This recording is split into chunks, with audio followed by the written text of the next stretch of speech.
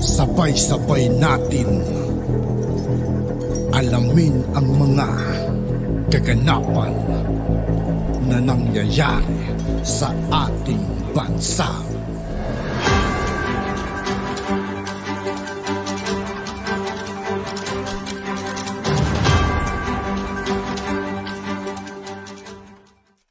Yo, what's up mga kaibigan? This is I2K po again. Ngayon nandito naman ulit tayo sa channel ni Pinas Viral News. Dito naman ulit tayo magbibigay ng komento at reaksyon. Kaya samahan nyo ako guys, let's go!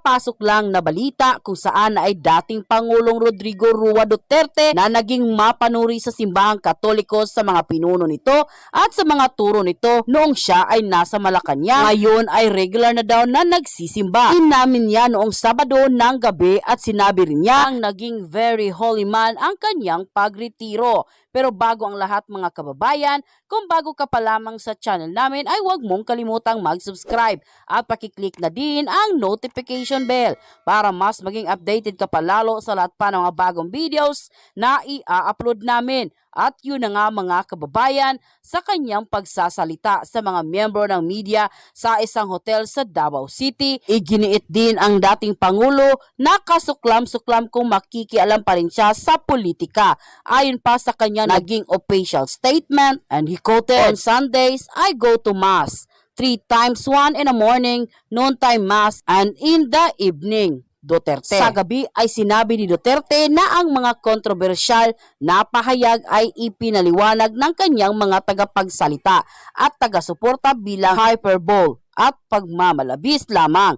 "I am a very holy man. I am a holy human being." Ngayon, noong Sabado ng gabi ay binisita ni dating Pangulong Rodrigo Roa Duterte ang burol ng dating Catholic Bishop Conference of the Philippines President Fernando Capala, San Pedro Cathedral sa Davao City. Si Duterte na inilarawan si Capala bilang isang mabuting kaibigan at isang relihiyosong tao ay kinikilala ang impluwensya ng yumaong arsobispo sa kanyang personal at pampublikong buhay. "Pinapatawag niya ako for the advice to me for him. Pumupunta talaga ako sa kanya. There is also some occasion na I saw this counsel. He was a good counselor at advisor. He was a good constituent at I respect him deeply. I am sad sa pagkamatay niya." Ito ang naging official statement ni dating Pangulong Rodrigo Roa Duterte sa isang media briefing sa Davao City noong Sabado. Si Capala ay inilarawan bilang tagapagtaguyod ng kapayapaan sa Mindanao, ay isa ring vocal critic sa war on drugs ni dating Pangulong Rodrigo Roa Duterte.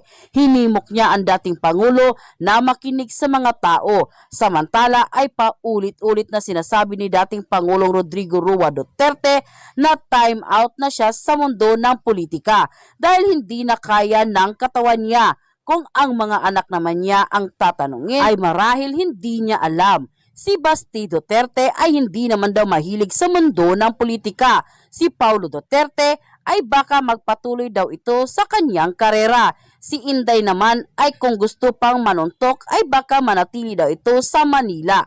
Bago kasi nito ay tinanong ng media kung ano nga ang alam niya sa ginagawang pag-survey ng mga Nograles sa Davao. May ilang umiikot daw kasing survey sa Davao na ang tanong ay bukod sa pamilyang Duterte, anong apelyido ang nais mong mamuno sa Davao? Sinabi ng mga reporter na mga Nograles daw di umano ang gumagawa ng naturang survey. Matatandaan na mas lalong maging matunog ang pangalan ng Nograles dahil dito kay Congressman Migs Nograles na nangunguna sa pagbibigay ng di umano'y violations SMNI, daan para ito ay tuluyan ng maipaisarado at mabawian ng prangkisa. Matapos ngang lumabas ang balitang ito ay umani agad ng samot-saring komento mula sa marami sa ating mga kababayan, kung saan ay marami nga sa kanila ngayon ang hindi napigilan ng kanilang sarili na maglabas ng kanilang hinaingat komento sa mundo ng social media. And the netizen posted, "What a stupid question.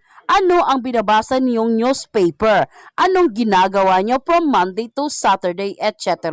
Are this question should PRRD will answer? Gosh, ang daming important issues na dapat itanong. Yak, anong klaseng journalist yan? Ang babaw. Thank God, Tatay Diggs know how to handle this stupidity. Good RRD. Go, we miss your excellent leadership. God bless you, Mr. President. I always pray for you, Tatay Digong, for your health and long life. Dahil kailangan namin ng leader na tulad mo. May puso sa mahirap at mahal ang Pilipinas. I miss you po. Super the best President Tatay Duterte. God bless you always. Vice President Sara Duterte. Senator Ronald Bato. Senator Bongo. Sir Ma'am Attorney General PMA FE OFW Prof. End quote. Mr. Maradillas, ano yung mga mainit na balita ngayon? Ito po yung mainit na balita ngayon na naman. Sabi rito, Marcos can order PNP to implement Duterte arrest. Igawan niya talaga, Mr. Maravillas, yung mga balitang siguradong ikakapraning na naman ng company, ng company, Digong. Hindi na nga niya makatulog si si Harry Roque. Malamang pati si dating Pangulong Digong, hindi na rin makatulog kasi sige po ang palabas ng mga reactions tungkol sa issue ng ICC. Paano niya, Mr. Maravillas, na makatulog pa niyan si Digong na based sa survey ng SWS, Social Weather Station, dumami na yung mga mamamayang Filipino ang gustong papasukin na. Gusto nang papasukin mga kababayan yung ICC dito sa ating bansa. Kaya po, public approval of ICC drug war probe growing. Makatulog ka pa niya na yung mga mamamayang Filipino, pumapabor na po na si Digong kalad ka rin ng ICC papuntang dahig. Ang sabi dito, mga kababayan, ang ating Pangulo can order the PNP para implement yung pag-aristo kay dating Pangulo Digong. Ayan pa, mga kababayan, yung ating Pangulo, tingnan ninyo. An image of then President Rodrigo Duterte and MILF Chair Murad Ibrahim is flashed on screen during a video presentation as President Marcos attends the 17th meeting of the Intergovernmental Relations Body of the National and Bangsamoro governments at the PICC in Pasay City yesterday. Joining him are Minister Mokber Iqbal, Budget Secretary Amena Pangandaman, BARM Chief Minister Ahod Ibrahim, and Presidential Peace Advisor Carlito Galvez. Yung mga dating rebelde, itong si Iqbal, tapos si Ibrahim, Murad Ibrahim, dating secessionist rebel, nakipagkasundo na po sa gobyerno. Tapos, ito mga kababayan, yun naman yung gustong maging secessionist. Talagang burugsukan na niya, Mr. Maravillas, yung Pangulo na nakipag-usap sa dating secessionist na sumuko ka na niya at makipag-cooperate sa ating gobyerno. Ngayon, baliktad na, yung kausap niyang si Ibrahim, sumanib na po, kumampi na sa gobyerno, na gusto nang makipag-kasundo. Yung dating Pangulo, gusto nang magrebelde. Dahil po sa ICC. Pero niya, Mr. Maravillas, sino naman yung nagsabi na yung PNP pwedeng utusan ng Pangulo? Yan po ang sabi ni ICC Assistant Counsel Cristina Conti. Kasi niya, yung ating Pangulo, may jurisdiction siya sa PNP. Kaya niya siguro, Mr. Maravillas, pinalibutan na yung Davao Region ng Armed Forces. Sunod niyan, Mr. Maravillas, yung PNP na. Ang sabi po ni General Browner, para